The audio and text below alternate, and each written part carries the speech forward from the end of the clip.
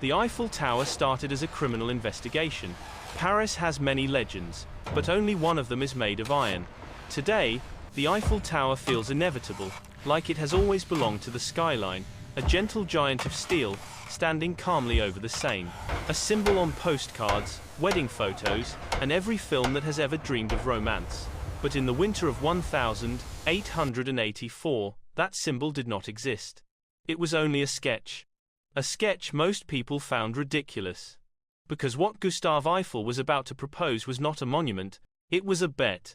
A bet so irrational, so reckless, that no sensible engineer of the 19th century should have touched it. He wanted to build a tower 300 meters tall, almost double the height of the tallest structure humanity had ever built, twice the height of the Great Pyramid of Giza, higher than the brand new Washington Monument in America, a height no civilization in 5,000 years had ever reached. And he wanted to do it in just 2 years, 2 months, and 5 days.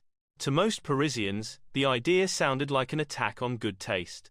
A factory chimney planted in the heart of the city, a spike of industrial ugliness stabbing into the sky of a capital that worshipped stone, symmetry, and classical beauty. To the city's elite, it was worse than foolish.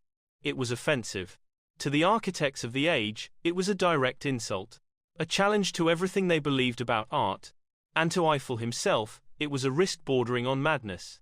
Because he wasn't just betting his reputation, he was betting his fortune, his company, his future, the future of his family, and the future of France's Great Exhibition, the event meant to celebrate the 100-year anniversary of the French Revolution. What if the tower collapsed? What if the iron twisted under its own weight? What if the foundations sank into the muddy banks of the Seine? What if the 4 massive legs failed to meet at the first platform? What if the elevators never before built at such an angle simply didn't work? What if Paris laughed at him? Yet Eiffel looked at the impossible and whispered, "Try." This is the story of the wager that should have failed, and the tower that changed the world. Our story shifts to a modest workshop in Levallois-Perret, a quiet suburb where chimneys smoked and metal rang against metal. No grand visions, no applause, no fame, just 2 young engineers hunched over a drawing table, chasing an idea nobody had requested. Their names were Maurice Coquelin and Émile Nouguier, both under 30, both brilliant, both quietly ambitious in a world where only famous architects received credit. Their task at the time was to design bridges and railway structures, respectable work, but hardly the kind of thing that shook Paris. Yet in June 1884, the two dared to imagine something wildly out of proportion with their age and their status. A structure 1,000 feet tall. Not a cathedral. Not a palace. Not a monument carved from stone. But a tower of iron, a material still treated as something industrial, unrefined, suitable for train stations and warehouses but unworthy of a capital built on marble and limestone. To the untrained eye, their first sketch looked like an oversized electricity pylon, a kind of metal skeleton tapering toward the clouds. But hidden inside that rough outline was a radical idea, a tower lighter and stronger than stone, enabled by precise mathematics, wind load calculations, and the new science of structural engineering that Europe was only beginning to accept. They were convinced it could work. The numbers aligned, the stresses balanced, the geometry held. The record 300 meters was no longer a fantasy but an engineering challenge waiting to be solved. But there was one enormous problem: Gustave Eiffel. The man who signed their paychecks was one of France's greatest engineers and one of its most intimidating. Eiffel had built bridges across valleys, stations across continents, and even the internal skeleton of the Statue of Liberty. His name alone could win contracts. If anyone could champion a 300-meter tower, it was him. If anyone could destroy the idea in 10 seconds, it was also him. When Coquelin and Nouguier approached their boss, the meeting was painfully brief.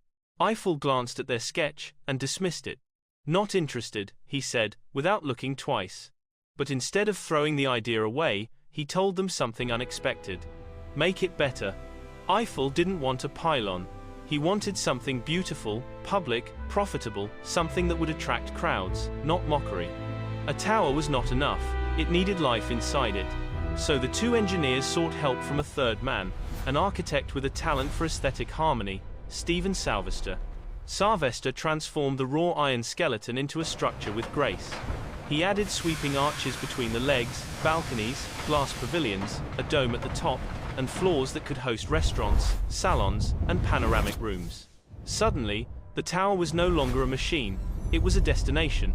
A tower Paris might climb, dine in, celebrate in.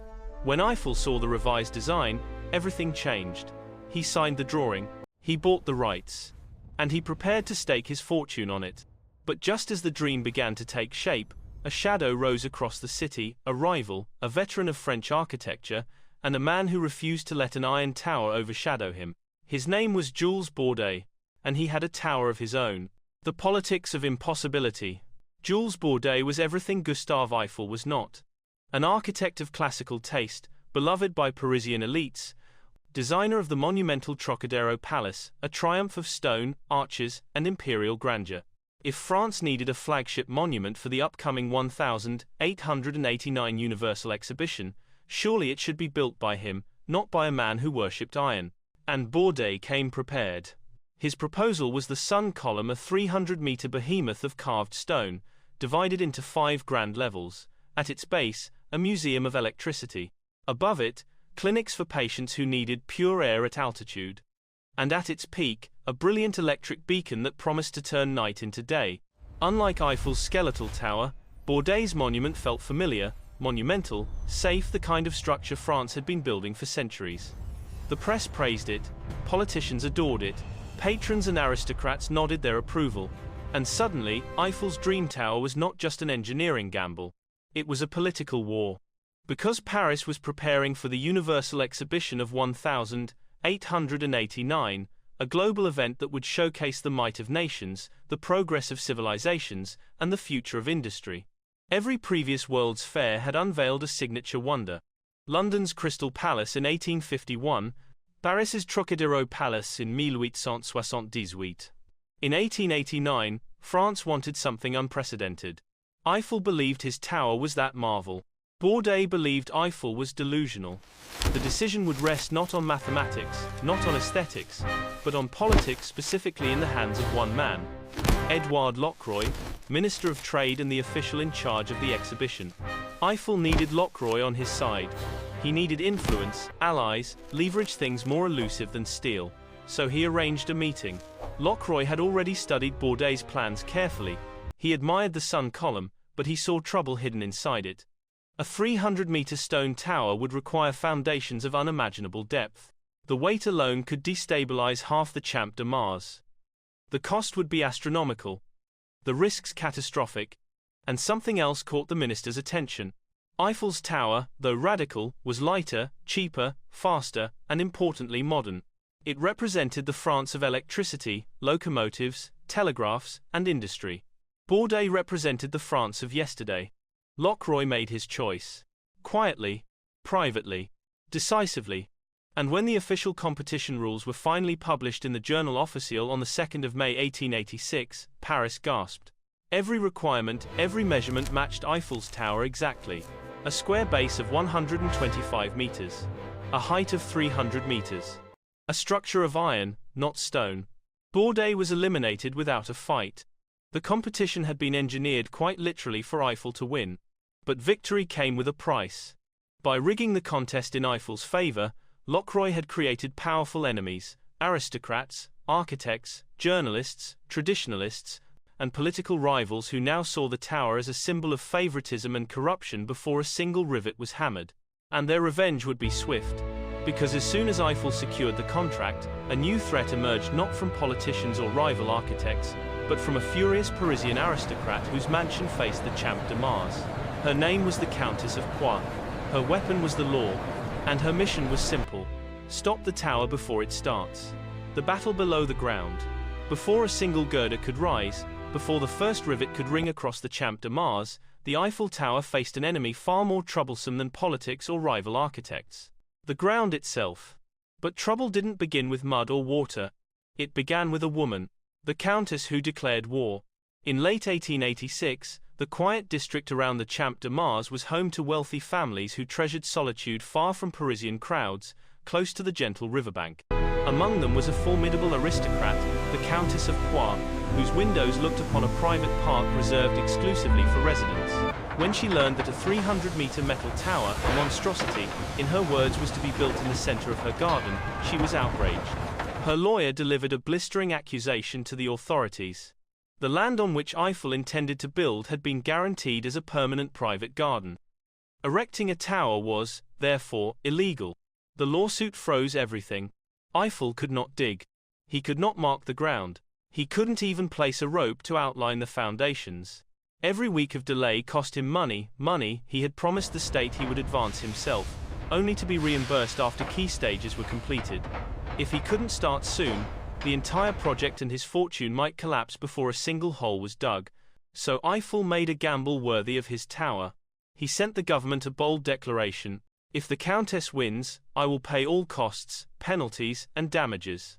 Personally. It was reckless. It was desperate. And it worked. The state approved construction.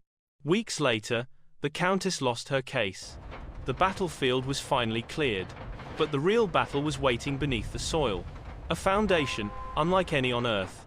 On the 26th of January 1887, the first sounds of labor echoed across the open field, the scrape of shovels, the creak of wooden carts, the rhythmic calls of foremen.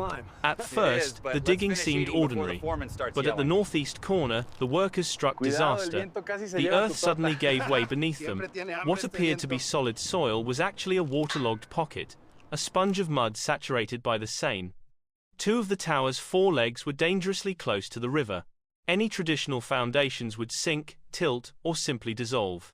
To build the tallest structure in human history, Eiffel would have to build foundations below the river, in mud that wanted to swallow everything whole. And this is where Eiffel changed engineering forever. The Caissons, working underwater without water. He ordered the construction of enormous watertight steel chambers, caissons open at the bottom, sealed at the top, and fed with compressed air. These huge metal boxes were lowered into the mud, where the air pressure inside forced the water out, creating a dry workspace below the river level. Inside, workers toiled in dim light, surrounded by groaning metal plates. Mud was shoveled out and sent up through side shafts. Right over there by the tower. The deeper they dug, the lower the chambers sank. After days of back-breaking excavation, they reached it. The limestone layer, the only rock strong enough to hold a 10,000-ton tower. The caissons were then filled with concrete and gravel, transforming them into massive foundation blocks that would anchor the Iron Lady for centuries. The hidden danger. The method was brilliant and deadly. Working under high air pressure could cause decompression sickness. Lamps could explode. Gas pockets could ignite. Yet Eiffel insisted on strict discipline, careful ventilation, and constant supervision. The result? Not a single fatal accident. A miracle for the era. From mud to steel. With the foundations secure, Eiffel's confidence soared. The hardest part, he thought, was over. He was wrong, because once the ground was tamed, Paris itself struck back. On February 14, 1887, the leading artists, writers, and cultural icons of France published a furious protest. The Eiffel Tower is useless, monstrous, and disgraceful. They promised to stop the tower at all costs. But Eiffel had been warned. And he was ready. The machine in the sky.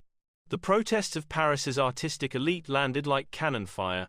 On February 14, 1887, the most celebrated writers, painters, sculptors, and composers in France published a furious letter in Le Temps. We come to protest, with all our strength, against the erection of this useless and monstrous tower, a factory chimney towering over Paris. It was a declaration of cultural war. But what the protesters did not know was that the director of Le Temps, Adrien Hebrard, a close friend of Eiffel, had warned the engineer in advance. While the artists sharpened their insults, Eiffel sharpened his counterattack. When the petition went public, Eiffel's rebuttal appeared directly beneath it, line for line, calm and devastating. He mocked the hypocrisy of men who painted pretty little ladies with flowers on their bodices, and wrote witty vaudeville verses, questioning whether they truly spoke for France. The public laughed. The protest fizzled. And Eiffel's tower marched on. But now came the true challenge, not of politics, not of aesthetics, but of engineering. The foundations were set. The ground was stable. The caissons had done their work. Now, Eiffel had to build a 300-meter tower in the sky, using tools barely more advanced than hammers, wooden scaffolds, and human muscle. And he had to do it in just over 2 years. A tower built somewhere else. Most great monuments are built stone by stone at their final location. The Eiffel Tower was not. It was manufactured an industrial product long before the age of industrial skyscrapers. In a sprawling workshop in Levallois-Perret, about 150 workers and 40 draftsmen labored in shifts to create the 18,000 individual iron components of the tower. Every piece was drawn, measured, drilled, test-fitted, and stamped with an identifying number.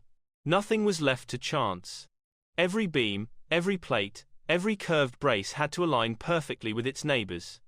There would be no remolding on the Champ de Mars. No improvisation. No, we'll file it later.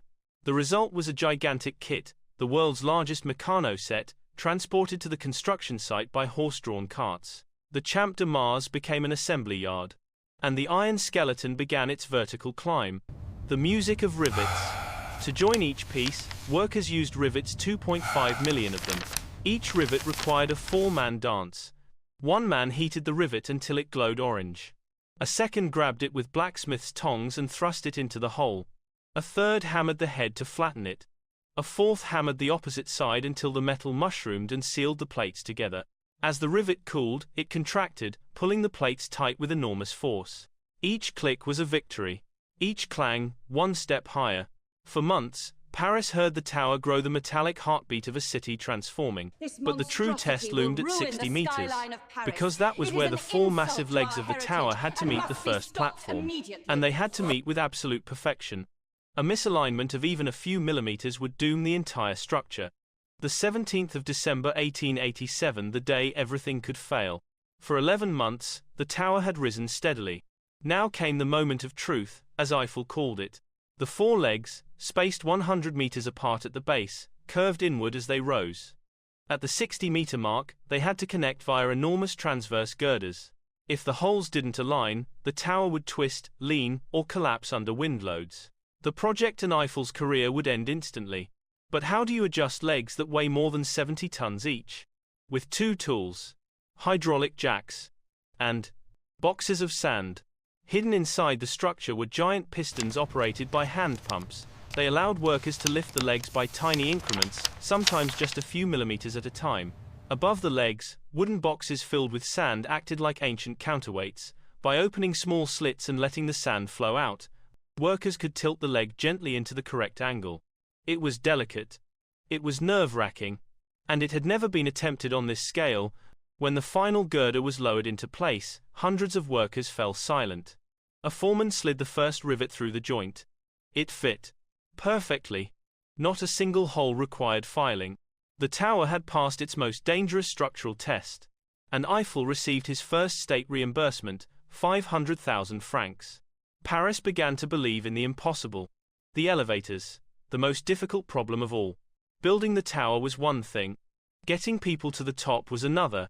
At the time, elevators were primitive, mostly straight vertical lifts used in buildings no taller than a church steeple. Gentlemen, the Eiffel Tower's legs curved inward, meaning the elevators needed to move diagonally, like funiculars, before transitioning to vertical shafts. For this, Eiffel hired the best. Otis, for the first and second floors, and the French innovator Léon Edu for the summit. Edu designed a marvel. Two cabins linked by a cable and pulley system, meeting halfway. Passengers would switch from one cabin to the other at mid-height, to complete their ascent, a system that cut piston size in half and transformed elevator engineering. But innovation came at a price. The elevators doubled the project's cost. The tower would now require 7 million francs, a modern equivalent of more than 100 million euros. Eiffel needed money, a lot of it, and he needed it fast. Fortunately, 9,000 kilometers away, a troubled canal in Panama was about to become his salvation. Glory, and the Great Fall. By late 1888, the Eiffel Tower was no longer a dream, it was a monster of iron rising above Paris, already taller than anything humanity had ever built. Crowds gathered daily to watch the structure climb skyward, like witnesses to a miracle. Newspapers that once mocked the project now printed breathless updates. Children sketched it, visitors applauded it. Parisians complained, but they came anyway. Yet inside the metallic labyrinth of beams and platforms, not everyone was celebrating. The strike in the sky. The workers, those who climbed the tower every day, who balanced on narrow beams 200 meters above the city, had reached their limit. They worked 12-hour days in summer, 9 inches winter. They climbed ladders and scaffolds every morning, losing nearly an hour just reaching their workstations. They ate their meals on the platforms so they wouldn't waste time descending. Cold wind. Dizzying height. No safety harnesses. No protections. In September 1888, after months of endurance, the ironworkers finally broke. They dropped their tools. They walked off the platforms. They demanded danger pay. Eiffel was furious. He prided himself on running the safest worksite in France. Not a single fatal accident had occurred. He believed the strike was an insult, a challenge to his competence. Yet the clock was ticking. The inauguration of the Universal Exhibition was only months away. He had no choice but to negotiate. He refused to raise salaries, but he offered a compromise: fewer working hours for those who climbed higher, compensation for lost time, and a bonus to be paid upon the tower's completion. Reluctantly, the workers accepted. Within days, the clang of rivets echoed once more across the Champ de Mars. The tower's final stage could begin. The 31st of March, 1889, the world looks up. On a cold spring morning, Gustave Eiffel climbed all 3 levels of his tower by stairs, refusing the unfinished elevators, accompanied by his daughter and a delegation of officials. When he reached the summit, 312 meters above Paris, he unfurled the French tricolor into the wind. Below him, the city roared with applause. In just 2 years, 2 months, and 5 days, he had built the tallest structure on Earth. A global symbol of French ingenuity. A gateway to the 1889 Universal Exhibition. And the world rushed in to see it. Even without functioning elevators, 29,000 people bought tickets on opening day. They climbed by stairs, panting, sweating, laughing, desperate to see Paris from a height no human had ever experienced. Restaurants opened. A 250-seat theater welcomed audiences. Souvenir shops. Tobacconists. Photographers. A cannon fired at noon every day. Money flowed in. Gustave Eiffel, once mocked, now seemed untouchable. But history is cruel. Glory rarely lasts. Panama. The scandal that nearly destroyed him. The funds that saved the Eiffel Tower came from the most ambitious engineering project of the era, the Panama Canal, led by Ferdinand de Lesseps, hero of the Suez Canal. But in Panama, everything was failing. Rain. Disease. Landslides. Death by the thousands. To stay afloat, Lesseps raised enormous loans from French citizens, with the help of politicians who were bribed to approve them. When the company collapsed, entire families lost their savings. Investigators followed the money. At the center of the storm stood one name: Gustave Eiffel. He had built the canal's giant locks. For that, he had received 33 million francs. And now the public believed he had profited from a national tragedy. Accusations flooded the press. Eiffel was a thief, a manipulator, a foreigner with a suspiciously German name. Even absurdly a Jew, in an age poisoned by violent anti-Semitism, he was convicted of abuse of confidence, dragged through the courts, humiliated in headlines, condemned before he could defend himself. Although the conviction was later overturned on a technicality, the stain remained. His reputation collapsed. The tower's attendance plummeted from 2 million visitors to a fraction of that, and his old rival, Jules Bordet, seized the moment. He demanded the tower's demolition once its 20-year concession expired. In the eyes of Paris, it seemed the Iron Lady would not survive, nor would the man who had built her. But destiny had one final twist. A twist carried through the air by invisible waves. The signal that saved the tower. In 1893, while Gustave Eiffel's name was sinking under the weight of scandal, the tower itself seemed destined for the scrap heap. Attendance had collapsed. Critics circled like vultures. And the 20-year concession, the clock that had been ticking since the day the tower opened, was running out. Once the agreement expired, the land would return to the city of Paris. And many believed the structure would finally be demolished, melted down, repurposed, forgotten. The Iron Lady, it seemed, had only been born to die. But then came a visitor who would change everything. The officer with a strange proposal. His name was Gustave Ferrié, a 4-5-year-old captain in the French army. Quiet, intense, more scientist than soldier, Ferrié had dedicated his life to a new and little-respected field, TSF telegraphy sans fil wireless telegraphy, the precursor to radio.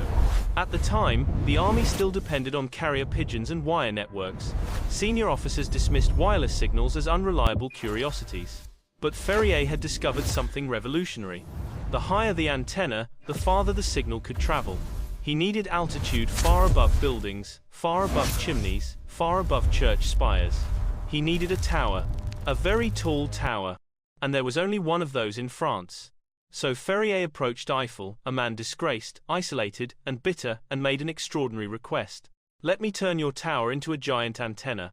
No money, no government authorization, no guarantee of success. Just a possibility that the Eiffel Tower could serve science, the army, and the nation. Eiffel didn't hesitate. If the tower was to survive, it needed a purpose greater than tourism, greater than beauty, greater even than engineering. It needed to become useful. Signals across the nation. Ferrié set up his first transmitters on the second platform. The earliest experiments connected the tower with the Pantheon, then with the eastern border of France, then in a stunning breakthrough with North Africa, and finally, in 1913, a wireless signal leapt from the Eiffel Tower across the Atlantic, reaching Washington. The French army could no longer ignore what Ferrié had created. The Eiffel Tower had become a strategic communications hub, a national asset, indispensable to defense, navigation, science, and global diplomacy. The demolition orders vanished. The opposition evaporated. The Iron Lady, once unloved and unwanted, had become essential. She would stand forever. A legacy reaching the clouds. Gustave Eiffel lived long enough to see the tower redeemed not by beauty, nor by applause, but by purpose. When he died in 1923, at the age of 91, his tower was still the tallest structure in the world. It would eventually be surpassed. First by the Empire State Building, then by the World Trade Center, Taipei Viennas Shimtas Viennas, and finally the Burj Khalifa. But height was never the point. Because while other giants reached for the sky, it was Eiffel's tower that taught the world how to climb. Born from ridicule, threatened with destruction, saved by science. The Eiffel Tower stands not just as a monument to engineering, but as a reminder that the impossible is often just the beginning.